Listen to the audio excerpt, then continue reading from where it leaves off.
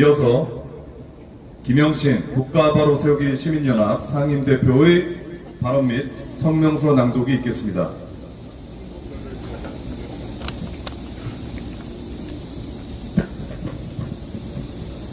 오늘 성명서가 약간 좀 긴 느낌은 있는데 중요하기 때문에 유튜브를 통해서 성명서가 잘 전달되기를 바랍니다. 이 성명서는 굉장히 중요합니다. 왜냐하면 이제 임팩트 있게 잘 정리되었기 때문에 이것을 여러분들이 방송 외에도 전달해 줘야 돼요. 이 부정선거의 진실을 알리는데 굉장히 중요합니다. 성명서만 읽어도 사람들이 많이 바뀔 수가 있습니다.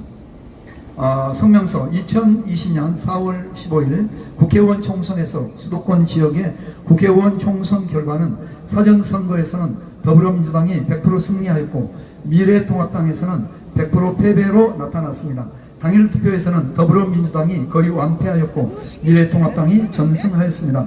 그러나 사전선거와 본선거를 합산하여 개표한 결과는 더불어민주당이 약 145석으로 99% 싹쓸이하였습니다. 이것을 이상하게 여긴 통계학자들이 선관위 홈페이지에 게시된 전국의 더불어민주당과 미래통합당 국회의원들의 득표율을 수치로 계산한 결과 놀라운 사실을 발견하였습니다. 그것은 사전투표에서 더불어민주당에게 약 27% 높게 전산 조작을 하였다는 사실을 발견한 것입니다.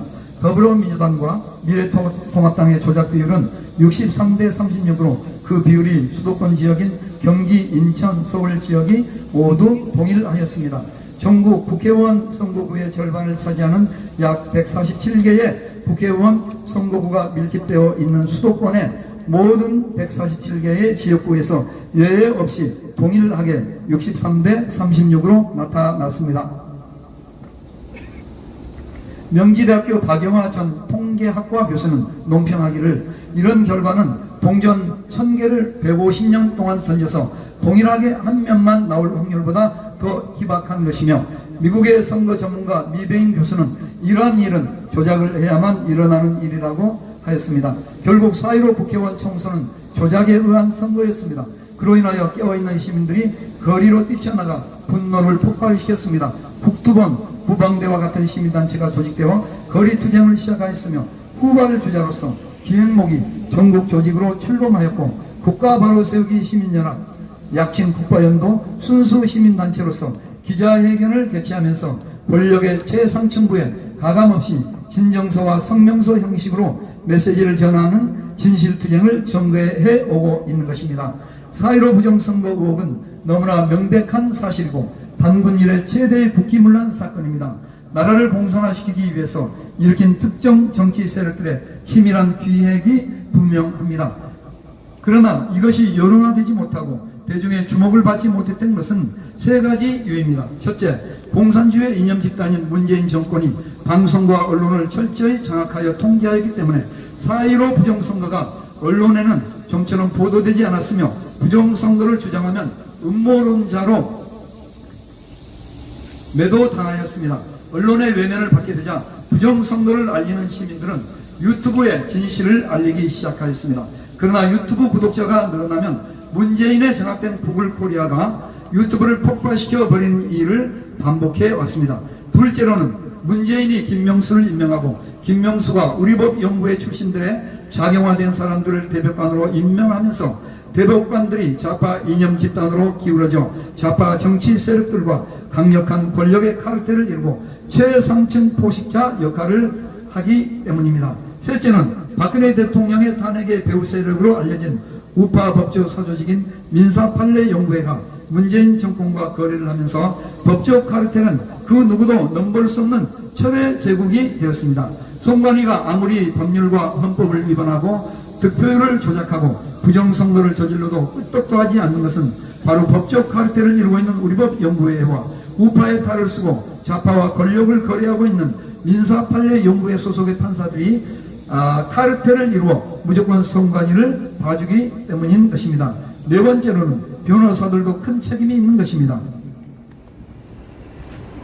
변호사들 역시 대부분은 부정선거에 관심이 없고 또 부정선거임을 알고 있어도 침묵해 왔습니다.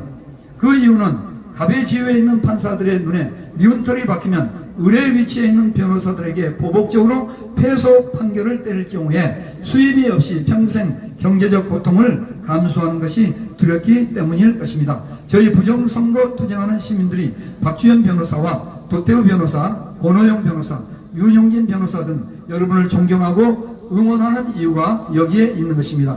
거의 모든 법조인들과 변호사들이 4.15 부정선거를 외면하고 몸을 사리며 살 길을 찾을 때 박주현 변호사 등은 정의의 길을 선택했습니다. 자기의 유익을 위하여 부정선거라는 부류에 눈 감지 않았습니다. 박주현 변호사 등은 4.15 부정선거의 수많은 증거 자료들을 목격했고 증거들이 넘쳐나는 것을 보았으며 설마 이 정도일 줄은 몰랐다고 고백하고 있습니다. 3구 대선에서 어마어마한 부정선거 3구 대선에서도 어마어마한 부정선거 증거들을 목격하였다고 고백하고 있습니다. 박주현 변호사는 그것들에 대해서 증거보전 신청을 했으며 책임자인 선관위원장을 고발했습니다. 선거 무효소송의 소송 대리인이 되어서 불효를 밝혀내고자 지금까지 정의의 길에서 투쟁해 왔습니다.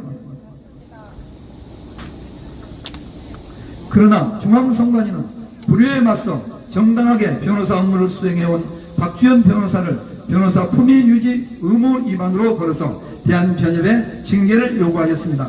이것은 비유하건대 강도짓을 하는 강도에게 지나가던 행인이 강도야 하고 이웃에게 소리쳤다고 합시다. 그러자 그 강도가 강도야 라고 소리친 이웃사람을 경찰에게 처벌해 달라고 하는 것과 같은 이치인 것입니다. 이것은 공의로워야 할 대한민국의 헌법기관인 선관위가 조폭과 같은 막가파 집단으로 변질됐다는 것을 의미하는 것입니다. 또 부정을 질타하고 정의를 대변하여야 할 법조인들과 변호사들의 양심과 정의가 무너진 것입니다. 여러분 그렇죠? 맞습니다. 이것이 법치주의가 무너진 대한민국의 슬픈 현주소인 것입니다. 그러므로 존경하는 변협 회장님과 징계위원회 임원 여러분에게 부탁드립니다. 나라의 공의와 정의가 무너지면 그 나라는 멸망하게 되는 것입니다. 나라가 멸망할 때의 특징은 규범의 파괴, 건전한 규범의 파괴, 도덕의 파괴, 상식의 파괴, 공정한 법 집행의 파괴로 나타나는 것입니다. 지금 우리나라는 이 모든 것이 공통적으로 파괴되어 만연한 상황입니다. 악을 악하다고 말하지 않고 거짓을 거짓이라고 말하지 않는 세상입니다. 악을 선하다고 하고 선을 악하다고 하며 한 것을 쓰다 하고 쓴 것을 달다 하는 세상입니다. 악인을 의인이라고 하고 의인이 악인으로 매도당하는 세상입니다. 여러분 그렇죠? 박주현 변호사는 부정선거라는 증거를 목격하고서 다수의 법조인들처럼 차마 그것을 모른 채 하지 않고 담대하게 정의의 편에 서서 부정선거를 부정선거라고 외쳤습니다. 맞지요? 맞습니다. 그는 자기 양심을 배반하지 않고 고통이 따르는 정의의 길을 택하였고 정의를 위하여 싸우고 있습니다. 부디 박주현 변호사에 대한 징계 개시 및 조사를 철회하고 오히려 민주주의와 법치를 수호하려고 고군분투해온 박주현 변호사에게 표창을 하시기 바랍니다. 맞습니다. 더 나아가 대한변호사협회가 변론권을 억압하는 선관위에 대해 성명을 발표하고 부정선거 진상규명을 위해 앞장서서 대한민국의 정의를 바로 세우는데 시대적 역할을 다해 주시길 간곡히 호소하는 바입니다. 2023년 8월 14일 국가바로세우기 시민연합 회원 및 20개 단체 회원 일동 대표 김영신 이름으로 성명서를 낭독했습니다. 수고하셨습니다. 감사합니다. 네, 감사합니다. 지금 이 기자회견을 여는 취지와 그 진행 사항을 간단히 설명을 드리면 선관위에서 1차로 서울지방변호사회에 그 징계 청구를 한 것을 1년 6개월 전에 청구한 것을 지금 1년 6개월이 지난 시점에서 조사위원을 3차례나 바꿨다고 합니다. 그래서 3차례나 바꾸고 나서 갑작스럽게 이것이 통과가 돼서 지금 대한변호사협회로 내부조사위원회에서 다시 조사를 진행하게 되고 있는 상황입니다. 그래서 이제 상식적으로 박주현 변호사가 품위 유지를 위반한 그런 정황이 전혀 없는 상황에서 이렇게 징계